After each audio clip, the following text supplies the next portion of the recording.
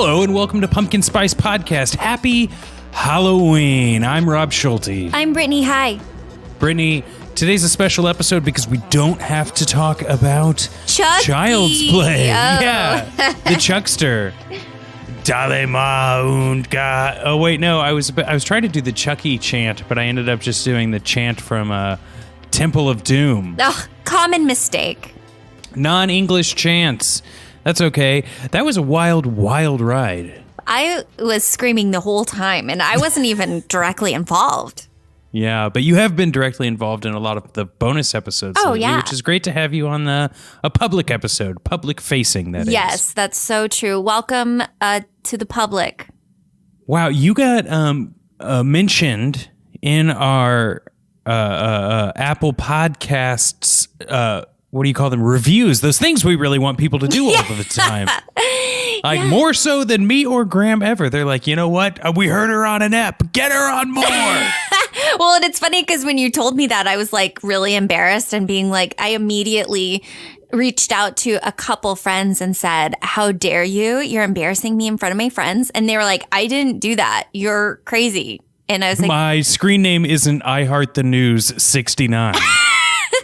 well, that sounds like people that I know. I can't even narrow it down to one person who that possibly could be. And I know it's not my mom because if it was her, it would end with, I miss you, Brittany. You can cut that out. Nah, keeping it. I know if it was my mom, she'd probably be like, am I listening to this already? Is it working? I don't know how it works. Yeah. Did I do it right? Is this a prank? Yeah. That's the review.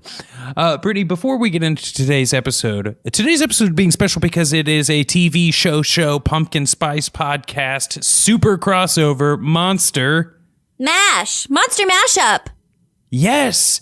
So we're going to give people a full-on taste of what our new 10-episode series is about, maybe more if people like it. But before we get into that, Brittany, very important news. What is it?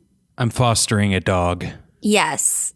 Tell me all about it. How's the journey been? You know I'm a big dog person. For all our friends and fans out there, I'm a really big dog person. Before we get into my dog, tell us a little bit about your dog. Oh, there's too much to mention. I was just saying I'm a big dog person. Start from the beginning. Tell me everything. I'm sorry, Brittany. I'm going to need to know. I need to know age, breed, and occupation of dog. Quincy is my dog. He is like 15 months old, and he is a bodybuilder. He lives with his parents. He doesn't really have a job. He's about to make it. He's going to be making it any day now. Yes, yeah. Just help him out this month, and he'll be there for you when it comes time for you to retire. Oh, will he? I hope so. That would be nice. Yeah, I hope so too. My dog is my retirement plan. You better start getting him on Instagram. Well, at least to pay for his own food, right? Yeah. Anyway, and rent. Anyway, go on. Yes. I'm fostering a dog that I believe we are going to end up adopting. He didn't have a name because they found him on the street. Street They dog. don't know. Yeah, street dog would have been a good name. We ended up naming him Clive because he's an English bulldog, and I thought that name suited him well. And apparently a lot of people call their dogs Winston. Oh, well, you're like, I'm going to go against the grain. And pick a different British name. I actually got it from Frasier. Daphne missed a phone call from a guy named Clive, and as you know, Daphne's English, and Clive was English. I also think the horror movie director, Clive Barker, goes really well. Oh, and that's a dog name and everything. Dog, absolutely. Clive Barker. I mean, my dog is Quincy Bones. Oh, God, we have killer dog names in our families. No, not killer dog. Like no. Use a different adjective. We've got fantastic dog names in our families. Killer as in fantastic. Should we watch Cujo for this, or is that too frightening? I haven't seen it. It's about a killer dog. Oh. Shh. Yikes. Clive's asleep, and I just woke him up when I said killer dog. You don't want to give him any ideas. No. He's a sweet 50-pound English bulldog. Yeah. His tongue's hanging out of his mouth. I think he's half asleep right now. This has been the Dogcast. Do-do-do-do-do-do-do-do. I love going Instagram live with him, though, because then I can say I'm going Instagram Clive. Oh, that's clever. I haven't seen that, but make sure you give me a heads up before you do that next time. Oh, I will. Hey, so let's get into today's episode, but can you give people a little bit of a rundown on how we do things on the TV show? Oh, for sure. I have this rehearsed. Just kidding. I'm completely unprepared.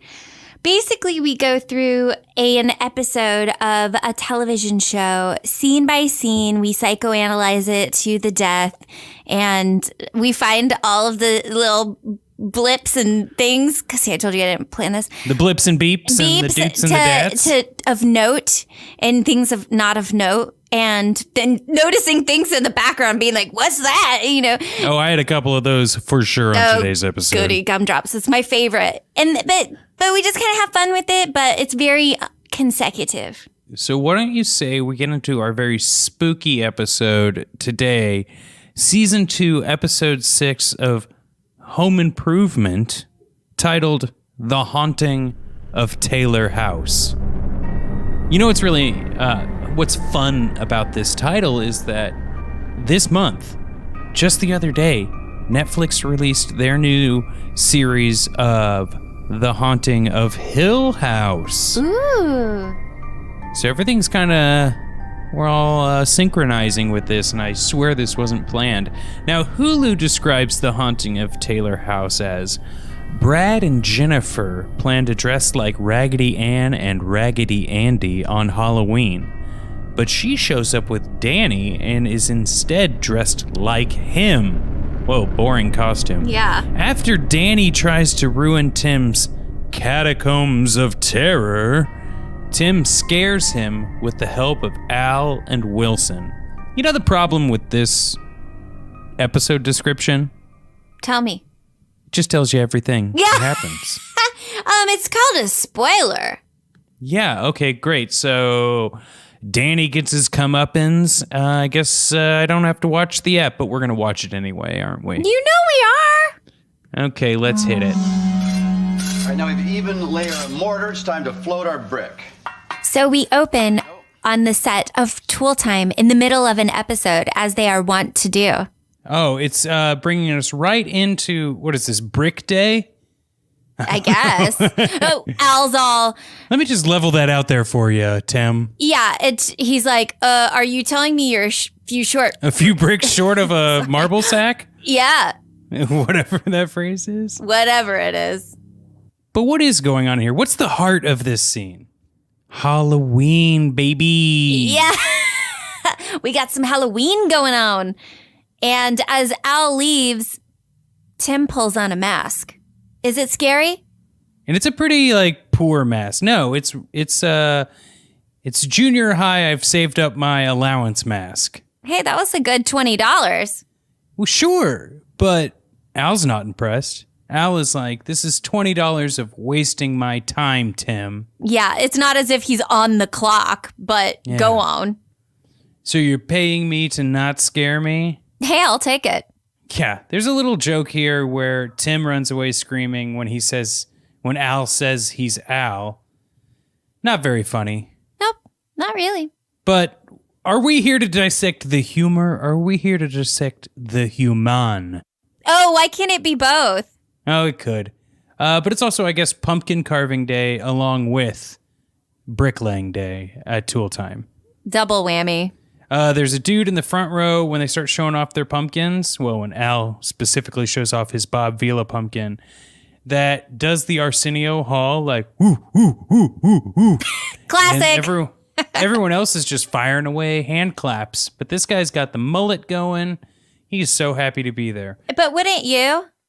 Well, yeah, I would be so excited. But Tim doesn't carve normal pumpkins. He likes to make everything harder. More power. He likes everything to have more power and to take more time. That's right. More complicated. Tim puts some kind of explosive device inside of a pumpkin. He's already carved out the shapes, but then, he goes to detonate it, and there's a pumpkin explosion, and then Al stands up and he has pumpkin all over his face. It's just kind of like, why did you dive behind the pumpkin that you knew had explosive device inside of it? Al, there's so many places to hang out, and you decide behind the... I guess it just wouldn't be Tool time if there wasn't a little accident joke, which, as we get further along in the TV show, we debate on the practicalness of this. Like, are these staged goofs? It's almost like we want to believe that they're staged, because otherwise it's like, I thought Al was the smart one, but here we are. Yeah, I want this to be more than just Tim discovering he's a toxic man. Yeah. And so that we charge right into the intro, which, you know, don't you get your dance on a little bit? Oh, yeah, Earl Hindman's just like sitting behind that fence. I think that's Wilson. His name goes by so fast. It breezes by. But the credits are what the credits will always be for the most part. A showcase of all of these individuals, and Zachary Ty Bryant being the worst actor. And this is a couple of seasons in, so it has the map folding up and the, what do you want to do? You want to put the kids in the middle? Which isn't in the first season. You know, it's a very important thing for me. It is. It defines you. You know, I'm going to let people behind what's been going on. We're recording this episode a second time because the first take just didn't go as well as we'd like. And I'm thinking I'm seeing some decorations that weren't there the first time I watched it. Spooky. Well, let's just be clear. The reason why we had to redo this one is because of my technical error. Rob was just being very generous and not calling me out. But here we are. I'm taking one for the team. You're just a regular Tim Taylor on this episode. It's broken, but you're gonna fix it. Oh, God, does this make me the Tim of our friendship? Great. Well, I guess it's better than being the meat man. Yes, that is so true. So the family's at home. They're getting ready for a Halloween party. Oh, I noticed. See, I saw the head that was in the microwave, and I thought it was the black cat crossing sign that we see now here at minute 5:14. Wait, are you saying that there was a head inside of the microwave? There was, I think. Brad's really the one throwing this holiday party. Tell me about it. Well, he's throwing it for his friends, and Jill is really getting into grapes and pudding and calling them eyeballs and pus. And like slurping up a gummy worm. And Tim's like, hey, here's a joke about you not being able to cook. Just slinging those you can't cook jokes.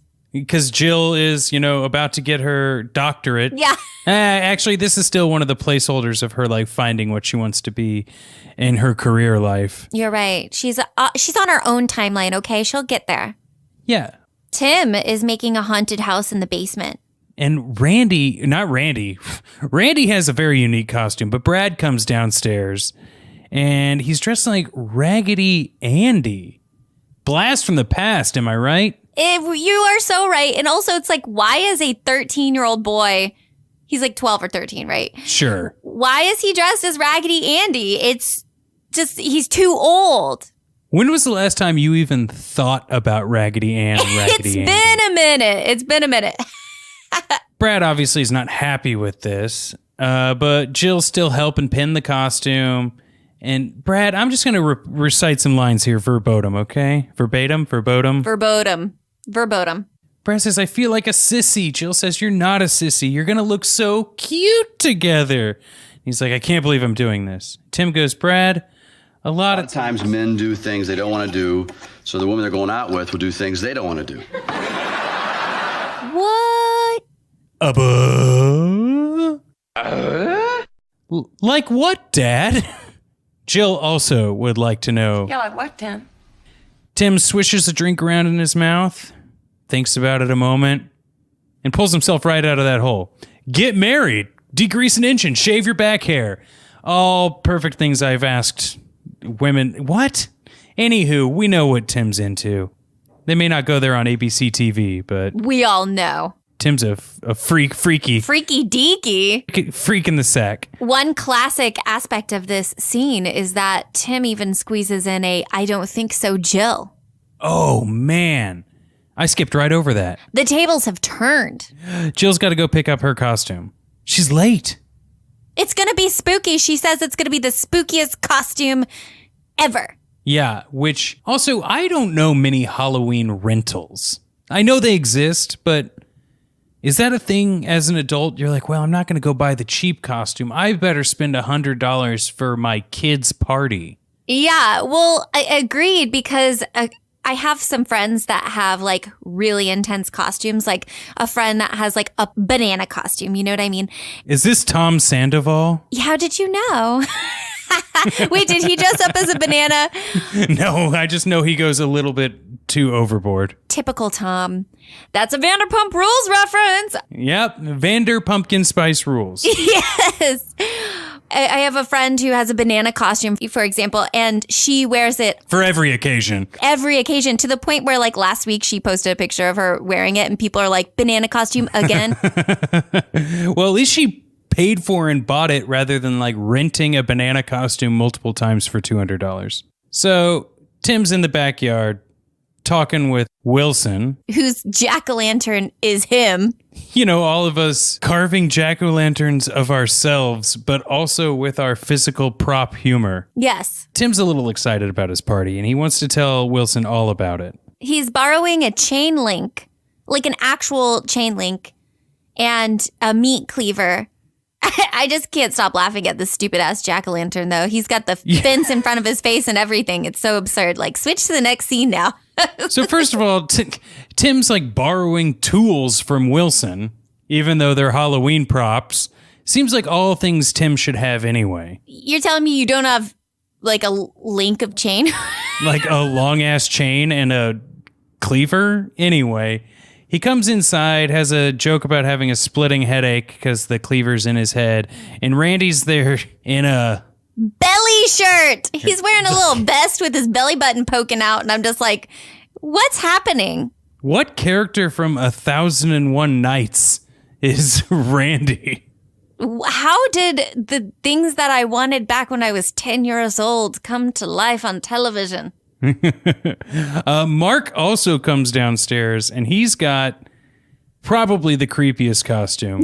Yeah, he's dressed as Tim. His dad. And he's it's just like shows what a bad actor he is, though, because he's like, ho, ho, ho. It's just like, what? Like, you're not good. What? You're not Santa Claus. He doesn't even understand. Well, that is actually a crossover. Tim Allen also played Santa. Oh, whoa. Maybe this is deeper than we think. It's too deep. I feel like we've gone too deep. Step back. You're dancing kind of close. Oh, wait, no, that's too close. Anyway, that's a song, I think. Yeah, sure. Randy was going to toilet paper and egg and all of these things, and Tim catches him and is like, no, you don't get to do that. Sends the boys on their merry way. But not without a really heavy-handed reminder to all the 90s parents. He's like, don't go to houses we don't know. Don't eat any candy until we, your parents, have the opportunity to go through it and make sure that it's not razor blades. Now have fun in the middle of the dark in our neighborhood without any supervision. Yeah. That was the 90s were a different time. Also, you know what's kind of weird? And I know we'll get back to the episode in a second, but because Jill's a carrot now, and that's crazy. And we will speak on it, but in the meantime. Why is it in a lot of movies kids go trick-or-treating during the day? Is that like just because it's cheaper and you don't have to light anything? Has to be, right? Yeah, maybe. Yeah, actually, now that you mention it. All these movies of kids trick-or-treating during the day. What? Well, nowadays, kids do go trick-or-treating during the day. I mean, just kidding. Nowadays, kids and their cell phones, am I right? Oh, they're just glued to a screen. You know, a meme my mom shared once said that Steve Jobs wouldn't even have let his kids use a tablet back in his day. How do we know for sure? How do you know? You know, all the smartest people have little memes with quotes against flowered backgrounds. That's right. Or minions. Truly frightening. Don't bring minions into this. Leave them out of this. Okay. So Jill's a carrot. And all the kids start arriving to the party. We get a bit roll from Curtis, who's kind of the annoying kid who shows up 1 or 2 episodes until they decide we don't need an Urkel on this show. Yeah, Urkel isn't happening for us. No, Curtis, get out of here. Enjoy the residuals. Brad opens the door and his girlfriend is here. She says, "Hello, Bradley. Look at my leather daddy hat." And it made me feel weird inside. Yeah, because Brad's like, "I thought you were going to be Raggedy Ann." And she's like, "You made it very clear you don't want to be with me, blah, blah, blah." Little kid fight. In pops in Sean from Boy Meets World in a leather jacket and a bandana. So apparently, as read in the description earlier, Brad's girlfriend Jennifer came dressed as the boy she's going to the Halloween party as. Yeah, which is weird. I'm like, that's not how it works. Except for like that one year when you dressed up as me and I dressed up as you for just kidding. Yeah, but we planned that ahead of time. And that was a total accident. Yeah. Yeah, I was like, whoa, I had no idea this was supposed to be a surprise.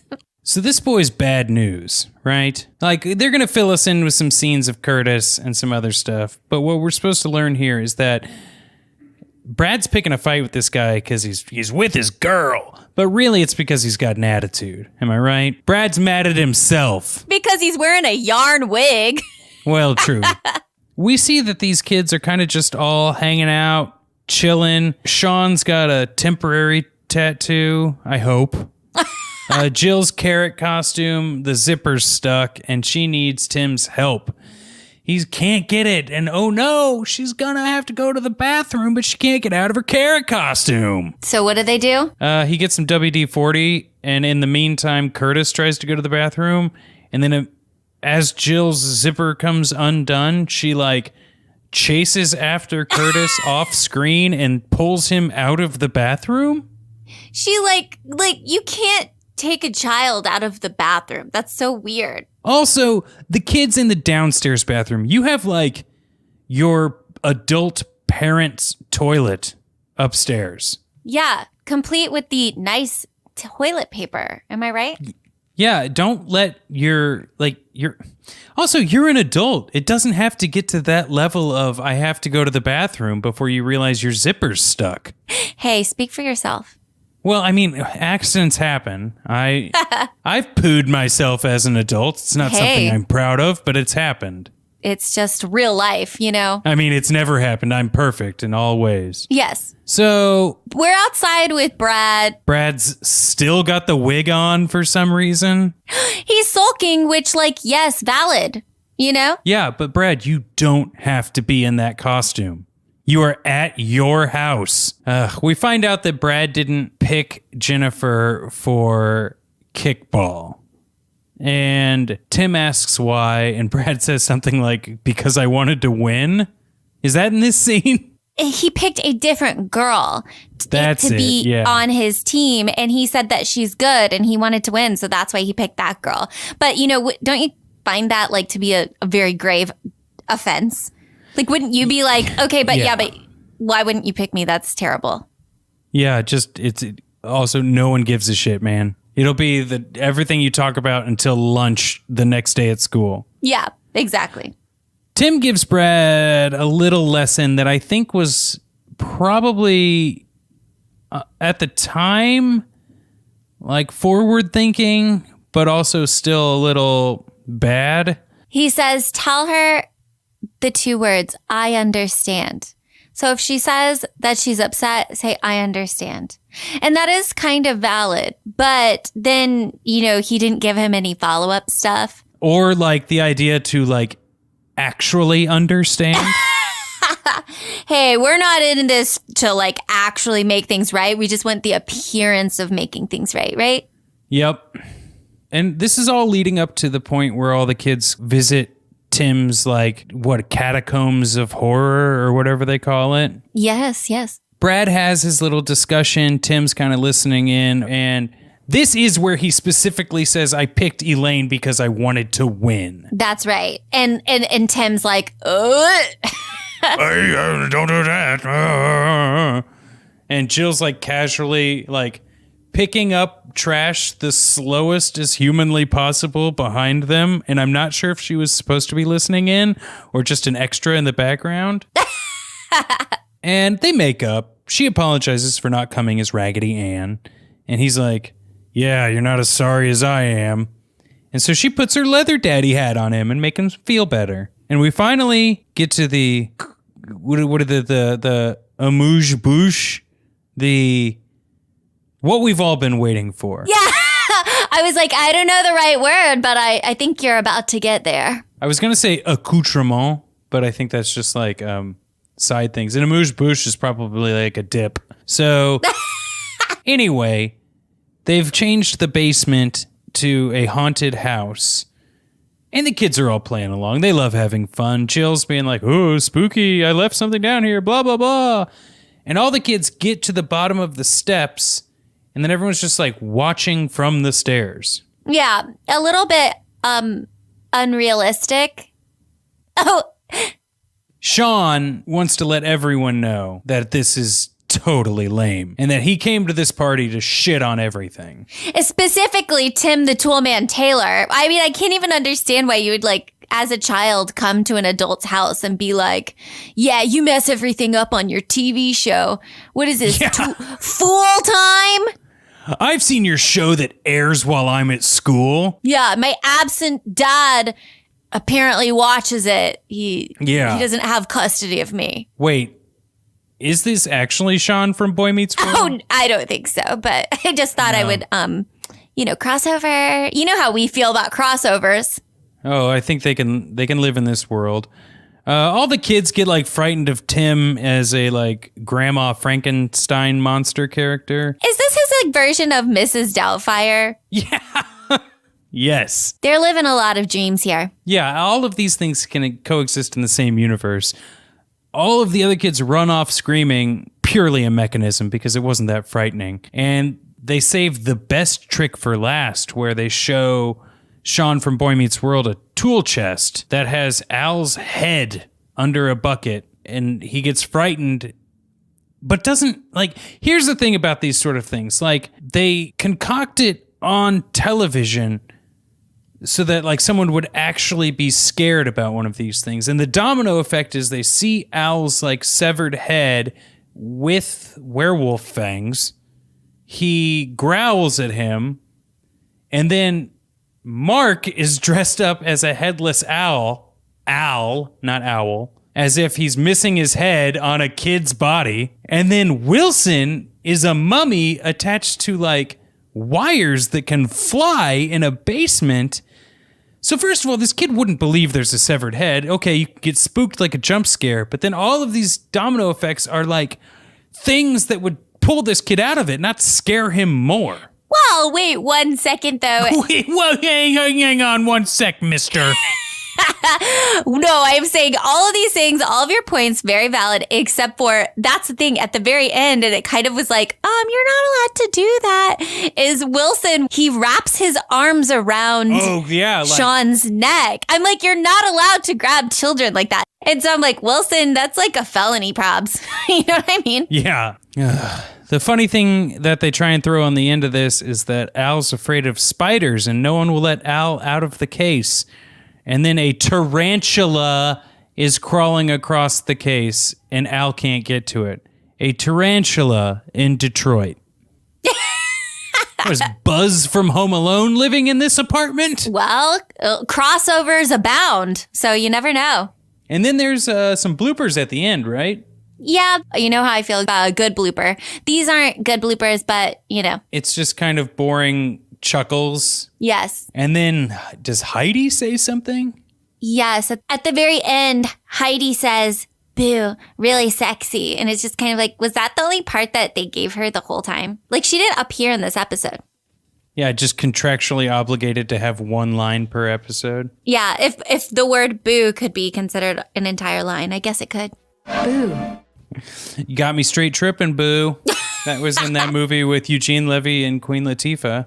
Hilarious. Oh, gosh, what a throwback. Brittany, I think this has been a wonderful Halloween episode of Pumpkin Spice Podcast. I enjoyed it. And we'll be coming back. I think I made some rules when we recorded this the first time that we're going to just be doing Patreon episodes until next season. We'll throw some fun bonus ones out there. And once a month, one of the Patreon episodes will go live. So those who can't afford $5 a month, you'll still get a fix, and we really appreciate you listening. Okay, well, Brittany, we have TV show coming up soon. We just recorded that trailer, so that's going to be dropping. People are going to look for that. That'll be public facing, so, if you really need Brittany and I, and you really don't have $5 a month, don't worry, because if you don't see that it's coming out, we're going to also put episode 1 into this pumpkin spice feed. So you're welcome. Yeah, I also think last time we recorded, we came up with nicknames for our listeners. Do you remember? It was Pumpkies. Pumpkies. So all these pumpkies better keep their ear to the ground because this is going to be a fun season coming up soon. Oh, yeah. All right, Brittany, I'll talk to you later. Hey, happy Halloween. Happy Halloween. I got to take Clive for a walk. All right, well, enjoy. Keep it spooky. Bye.